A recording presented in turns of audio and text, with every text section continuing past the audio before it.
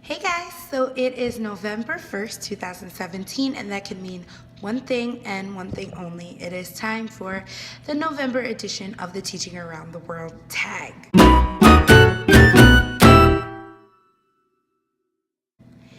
Okay, so this month's questions have to do with classroom management and behavior in the classroom.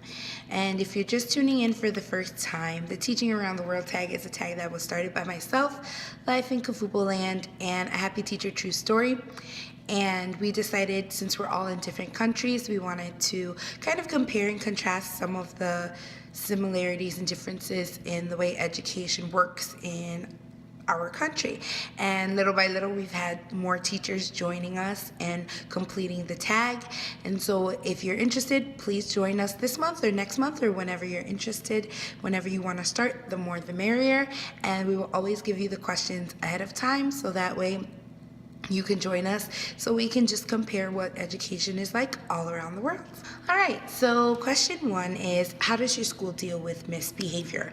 And my school is actually adopting a new program called The Leader in Me, and it is based on the 7 Habits of Highly Effective People by Dr. Covey. And so we're adopting this new system of behavior where it's putting leadership in the students and having them invested in their classroom and their school by giving them leadership positions.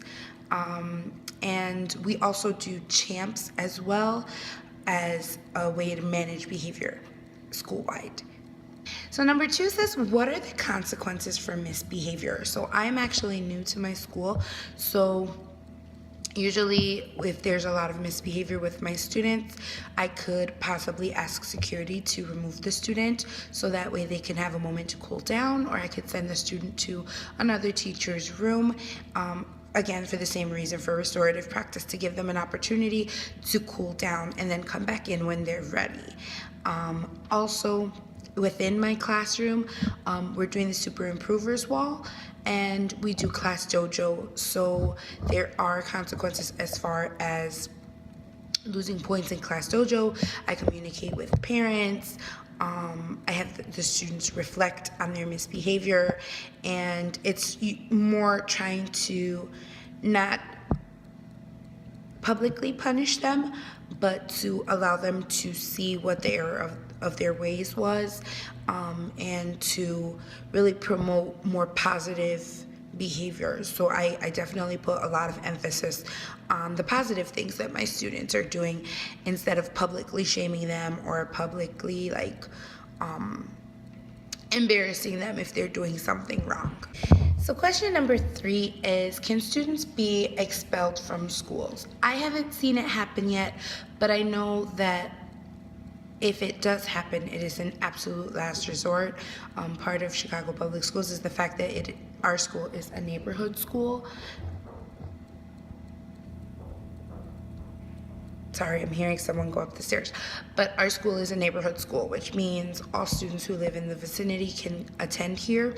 So I know that if expelling takes place, it's something that will only happen if there's been several documented cases of the misbehavior or the misconduct. So number 4 says, some possible consequences: detention, in school, out of school suspension, skipping specials and recess. Our school, as a policy, does not want us to have our students missing recess or specials, because that is the allotted amount of minutes where they're supposed to move and be able to enjoy their specials and learn about art and things like that. So we're not really allowed to make the students skip. And as far as I know, we don't do in-school and out-of-school suspensions, but I can find out more about that, and we do not have after-school detention. Number 5 says, what is the responsibility of the teacher in the classroom community? And so what that means is, how is the teacher, what is the teacher's role inside the classroom and the community of the classroom? So as the teacher. I am the facilitator, and I am the one who leads the lessons. But I'm really trying this year to gradually release a lot of the responsibility onto my students to kind of go along with the Leader in Me program that our school is using. And I want to give them responsibilities in the classroom so that they can lead themselves. And if I, for some reason, am not at school, I can rest easily knowing that my students know what their jobs are, know what their responsibilities are, and that they can handle it. And number 6 is, what is the responsibility of the student in the classroom community? So again, I'm trying to give them more responsibilities. I have student jobs, and I'm going to be giving my student jobs holders more responsibility. So for example, I have a teacher's assistant. Just yesterday, I allowed my teacher's assistant to take attendance for me, and I double checked it, but it went well. So little by little, I'm gradually releasing that responsibility onto them, so that way it is their classroom and they are invested in it, because it truly is. It's their classroom, and I want them to feel like leaders in our room, so that way they're willing to try more. And those that are not willing to try more, they see the leaders in the classroom, and it makes them want to try more, so that they can have a leadership position as well. And the last one is tips and strategies for classroom management. So I would say that my biggest tip is to allow the students to take part in the classroom.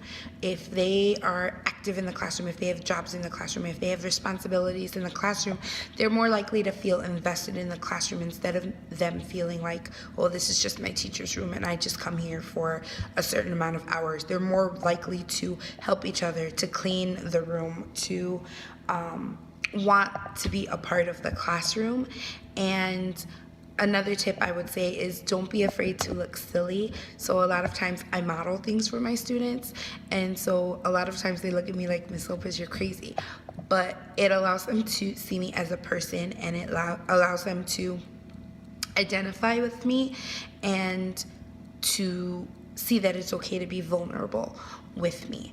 And for students that are off task, I would recommend not taking it personally, and I know that that's hard. I still struggle with that, but try not to take it personally. More than likely, their misbehavior is because of a stimulus that's happening in their life. It might be something at home, it might be something at school, but it doesn't always necessarily mean that it is you, the teacher. So try not to take it personally. Try to get to the bottom of what's causing their misbehavior, and then work with the student to find ways to motivate them, prizes or incentives that can motivate them, so that way they are more invested, because it is something that they want and something that they value. All right, so that is it. That is the November edition of the Teaching Around the World tag. I will see you guys in December, and please feel free to join us. We'd love to have you.